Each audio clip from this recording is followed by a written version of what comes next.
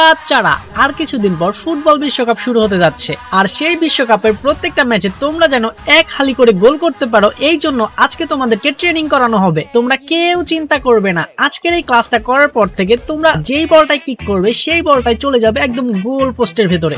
ও তাই নাকি ভাই? তাইলে তো এই প্র্যাকটিসটা আমার করতে হইব, আর এবারে বিশ্বকাপটা লইয়া আমি একদম রিটায়ারমেন্টে চলে যাবো। আরে নেইমার, তুই যদি রিটায়ারমেন্টে চলে যাস তাইলে তো আমরা ব্রাজিলের খেলা দেখে একদমই মজা পাবো না, কারণ আমরা ব্রাজিলের খেলা দেখি একমাত্র তোর জন্য। তুই যে মাঠের ভিতরে গড়াগড়িটা খাস, ওইটা দেখার জন্যই তো আমি টিভির সামনে বসে থাকি। ওই বড় ভাই মেসি, আপনি মনে হয় আমার কিঞ্চিত পরিমাণ অপমান করলেন। আরে না না, আমি তো তোদের উৎসাহ দিতেছি। বন্ধু মেসি, এত খেজুরে আলাপ বাদ দাও, চলো তাড়াতাড়ি করে প্র্যাকটিস শুরু করে দেই।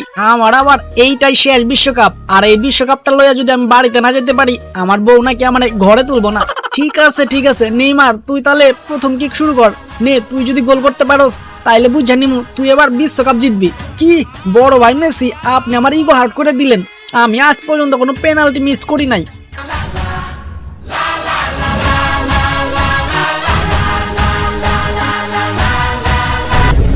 আরে নেইমার, তুই এটা কি কিক করলি? গোল তো হইতে যায় হইলো না।